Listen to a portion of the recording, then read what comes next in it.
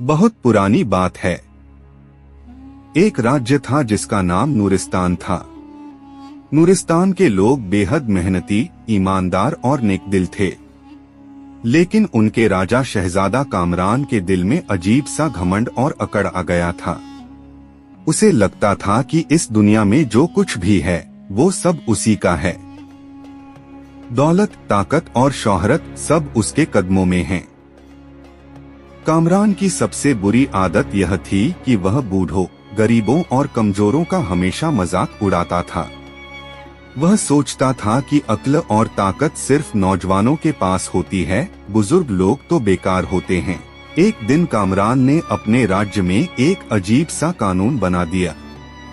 जिसकी उम्र 60 साल से ज्यादा हो वो या तो राज्य छोड़ दे या उसे मार दिया जाएगा। इस राज्य में अब बुढ़ापे के लिए कोई जगह नहीं होगी। ये सुनकर पूरे राज्य के लोग डर से कांप उठे।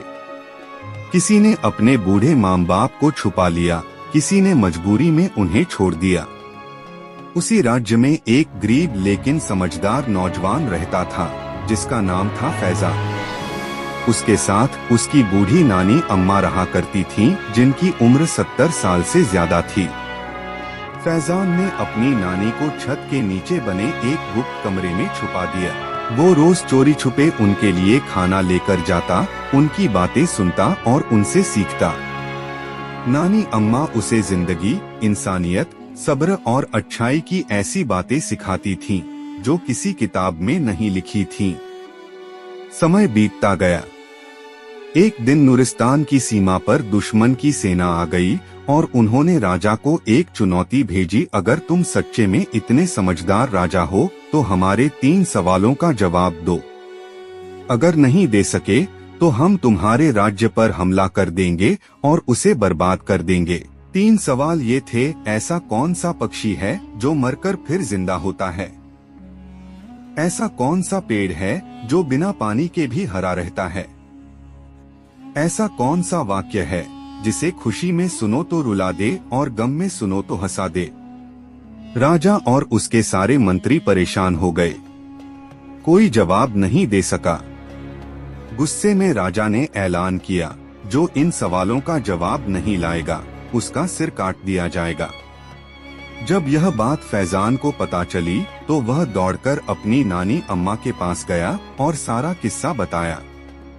नानी अम्मा मुस्कुराई और बोली, बेटा, इन सवालों के जवाब तजुर्बे से आते हैं, अक्ल से नहीं। सुनो ध्यान से। फीनिक्स नाम का पक्षी अपनी ही राख से फिर जिंदा होता है। यह बताता है कि अगर इंसान में हिम्मत हो तो वो किसी भी हालात से दोबारा उठ सकता है।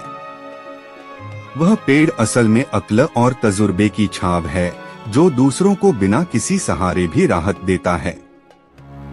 यह वक्त भी गुजर जाएगा, खुशी में सुनो तो दिल बैठ जाता है कि ये खुशी भी हमेशा नहीं रहेगी, और गम में सुनो तो दिल को तसल्ली मिलती है कि ये दुख भी खत्म हो जाएगा।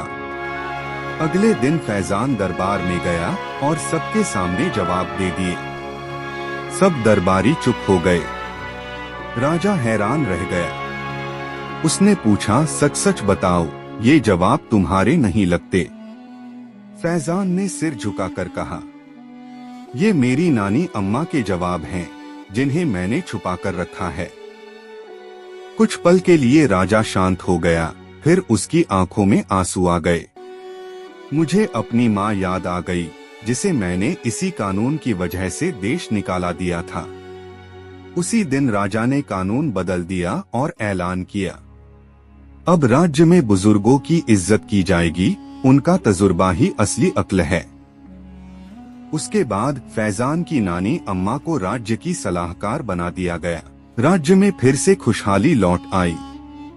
राजा का घमंड टूट गया और उसे समझ आ गया कि दौलत, ताकत या उम्र से ज्यादा जरूरी इंसानियत, सब्र और तजुर्बा होता है।